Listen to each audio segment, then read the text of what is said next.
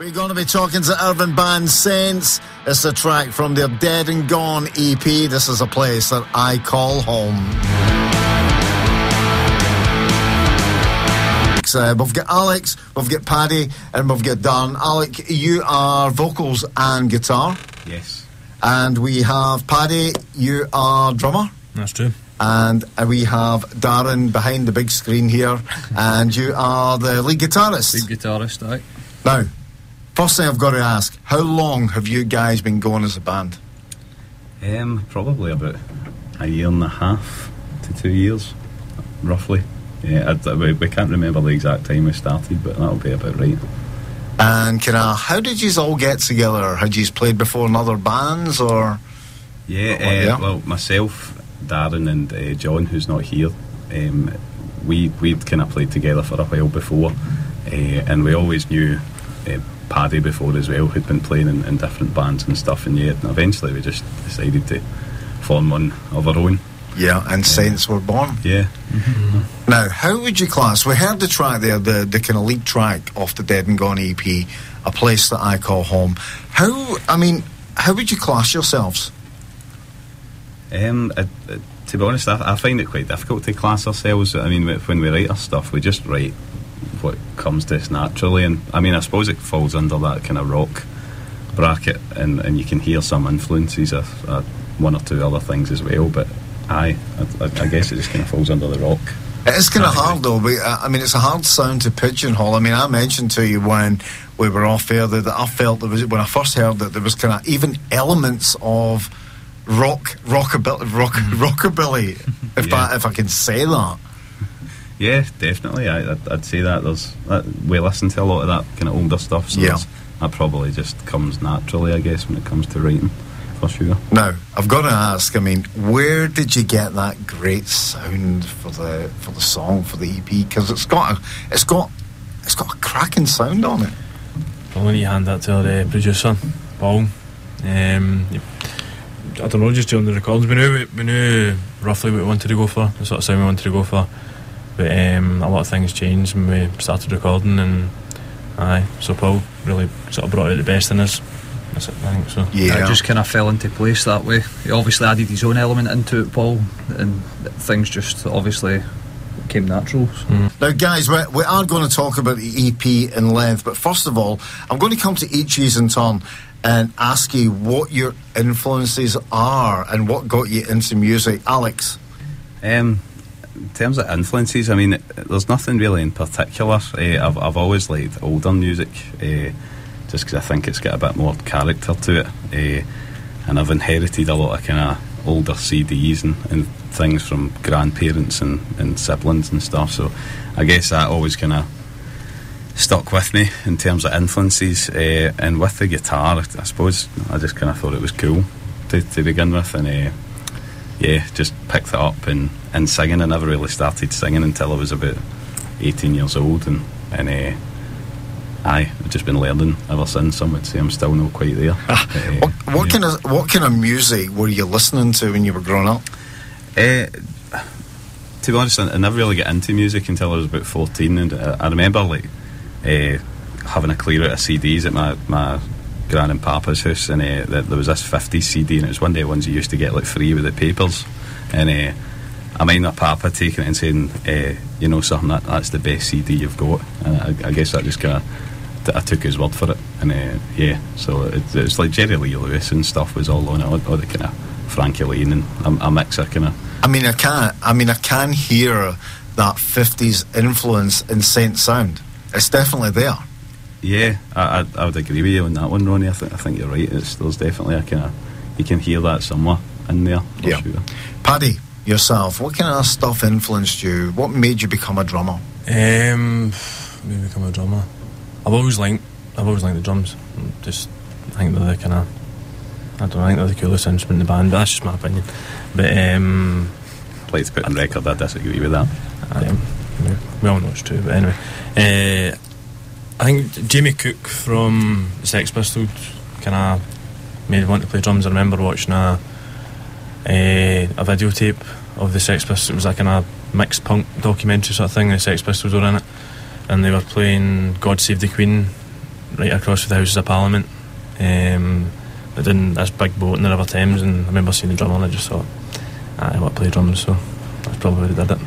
I mean, I watched an interview with the band that you did an interview for a young Ryan Norrie who was on the show a while back, and I thought, I mean, there was a bit of carry on it, but I thought it was pretty good, and I was very impressed when you said the first album you bought was Nevermind the Bollocks, the Sex Pistols. Yeah, that's true.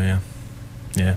I think it was my dad got me into it. My dad got me into the sort of punk music, and then all of a sudden I wanted to be Johnny Rotten, as he was known. So I used to dress up as him at Halloween and stuff like that. So I take it when you were growing up, you listened to more punk stuff than anything? Yeah, more punk, and then went on to sort of mod kind of music, feeling like the Clash, the Jam and stuff like that. So a lot of punk sort of influences. Yeah. Darren, what about yourself? It's a lot of mainly kind of classic rock. Kind of grew up to it. My big brother, my dad, just everybody kind of round about listening to a lot of classic rock, and just your likes of Led Zeppelin. My dad's a great fan of Alex Harvey. I think that he's absolutely brilliant. Our guitarist Saul Clemenson. It's just a lot of the influences. As Alex was saying, a lot of the older stuff, 50s and 60s, Jerry Lee Lewis, Chuck Berry, all your likes of that. Or you just can't beat it. I think it's great. It's just great to watch and listen to, and it just looks cool, doesn't it? Yeah, I think it's great to see young guys who have been influenced by stuff that's really gone before, but you have still brought it together in a modern sound. Yeah, definitely. I think, to be honest, that kind of modern sound comes into it because of the kind of generation we've grew up in. There's been a lot of good modern rock bands as well, and I suppose that kind of mix of influences is just kind of blended quite naturally for us. Going to put you on the spot again here, one at a time. Alex, what was the last piece of music you listened to? Oh dear, I can't remember, Ronnie. Would it have been today? No, it wouldn't have been today, which is pretty shocking actually. I don't know. It would have been possibly Frankie Lane, but I couldn't completely confirm that. I remember listening to that last night amongst other things. I'm impressed. Paddy? The last piece of music I listened to was a producer called Paul Kalkbrenner, and the song was called Sky and Sand. Listen to that. Very good. Darren, what was the last thing you listened to? It was actually on the way here. I threw on the Eagles' Greatest Hits CD, just flicking through a couple on that. Very impressed. First, before we talk about the EP, I mean, when I was telling you earlier, when you sent me, I think it was you, Alex, you sent me the EP, but how had nobody heard of you? How have you kept so much under the radar? I don't know. I mean, I think we did that deliberately in many respects, that a lot of bands kind of jump the gun and start a Facebook page and Twitter and whatever else that is popular these days, and they do all that before they've even got any songs written or anything. I think a lot of bands have actually forgotten what it's all about. Like you're getting a band to make music, and that's our priority. So to do that, we just kind of laid low for a while to work on the songs, and then once we were ready to kind of show face a wee bit more, anyway, we did that. Yeah, sorry. How did you approach the EP? Like, you were going into the studio to record the EP. How did you approach it, and did you have a lot of songs to choose from? Yeah, we to be honest, that was kind of part of the struggle, because we've got it sounds a bit kind of big-headed, but we've got like quite a lot of material, if you like, sat aside, and to kind of pick from it was quite difficult, trying to pick songs that kind of complemented each other, especially in an EP where you've got a kind of limited amount of songs that you can fit onto it without kind of stretching it to be an album type thing. So yeah. And you've recorded it in Glasgow, I take it, yeah? Yeah. Paddy? It was 45 A-Side Studios, and it was Paul McAnally who was the producer. So had you looked around, I mean, what made you pick that particular studio? Had you heard good things about it? Yeah, I think it was a kind of last sort of minute thing with that studio. I mean, we'd tried elsewhere before, and we kept getting let down, the producers, and I think it was one of my mates had mentioned Paul, One of my mates at college had mentioned Paul McAnally, and I just gave him a phone, really. Well, multiple times I tried to phone him, but I always went to answer machine, but I eventually got him, and that's what we kind of... we found it quite difficult to actually kind of sift through all the kind of local recording studios and producers and that, and to find someone that we thought would actually suit us and would like work really well with us. But I think we've hit the nail on the head. It's a trust thing, isn't it? Because you're trusting the producer to get the sound that you're wanting. Yeah, that's it. And I think as well you need to kind of... Producer needs to offer something kind of slightly different as well. Like the way the songs turned out were fair, I think it's fair to say a wee bit different for kind of what we expected them to be. We kind of thought of ourselves as quite an organic band and like almost kind of rough and ready, but the songs turned out pretty slick. Yes. And I think that's a big part down to Paul's production on it, but I suppose it's also part how much we rehearse it, because we rehearse an awful lot, so I think that's kind of just made the songs really tight, I suppose. I mean, many people say the producer can actually end up being, like in your case, the fifth member of the band. I would probably agree with that, to be honest. Because I think we see Paul as a good, a mate as well as a producer. It's not really, we can have a good laugh with him and stuff. So. Because when you're recording individually, I mean, you're always feeding back to the producer. You're always asking them. It's always a discussion with that specific person. So, it's their opinion's kind of really valued when it comes to that. So, as you said, it's a trust thing.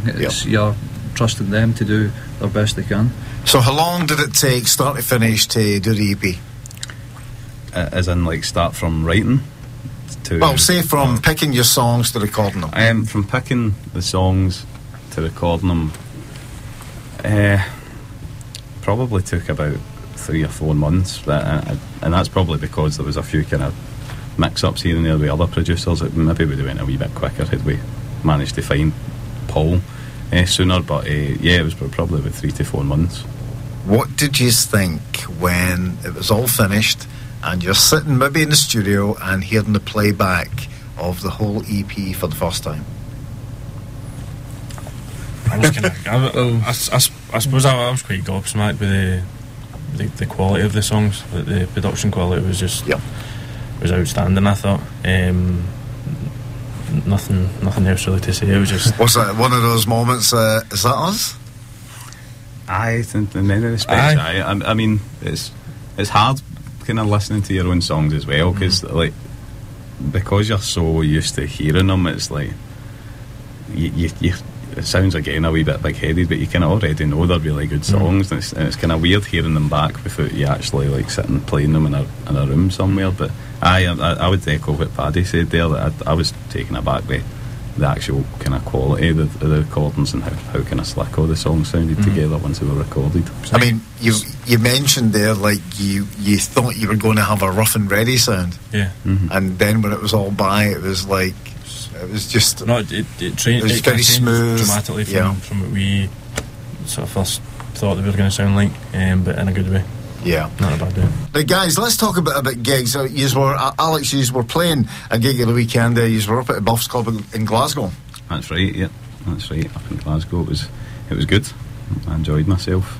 I think the guys did as well. Aye. I mean, we were talking there when the last song was on about the sound that you have got on the EP and how all that translates live. Yeah. I feel like I'm talking too much. I'll let these guys answer that question. We kind of go in.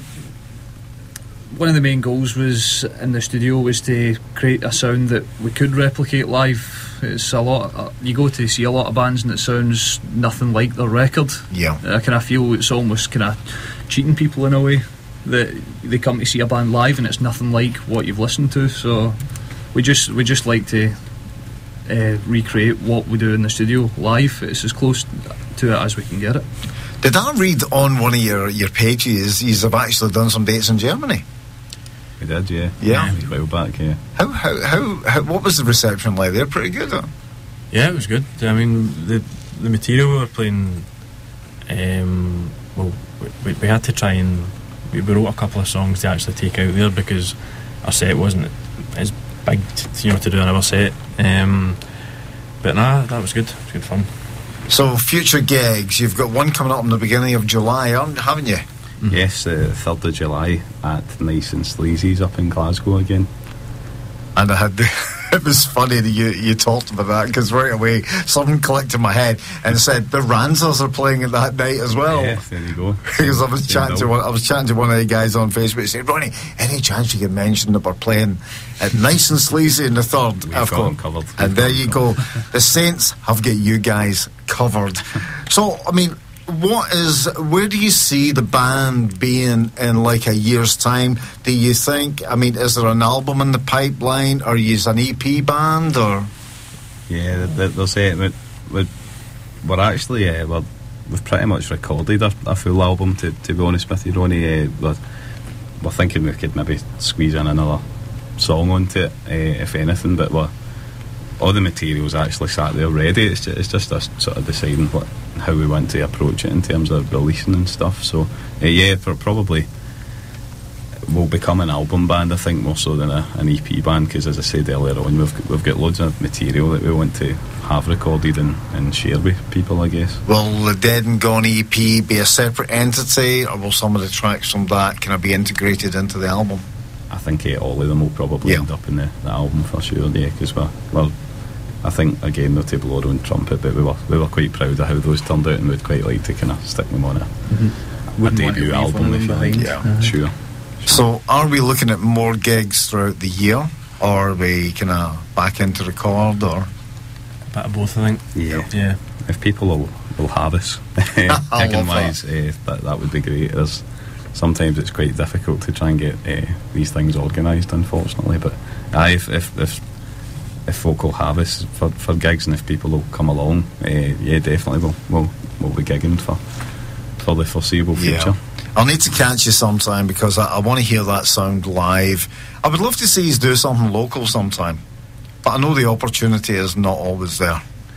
Yeah, I mean, I would be open to it. It's one of these things. It's just, we spend a lot of time trying to get gigs in these kind of areas where it's, if you like, the opportunities are easier to get, and there's more likely to be kind of a crowd of music lovers, if you like, there. So I mean, that's not to say there's places in Ayrshire as well that you can get that, but we've just found it a wee bit kind of hard to grasp.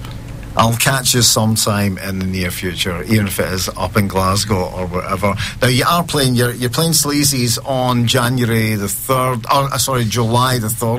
and I believe you were telling me you're Edinburgh the next night. That's right, yeah. Sneaky Pete's in Edinburgh will be playing the following night, sure. So, anyway, guys, I want to thank Alex, Paddy and Dan from Saints for coming in tonight, and of course, great EP, Dead and Gone. Yes, keep me a hard copy of that, because you were saying that you've actually got them in. Yeah. I hope everything goes well for you. I hope the EP sells lots, and I hope when you release the album as well, it gets all the good reviews and does well for you. Guys, thanks very much for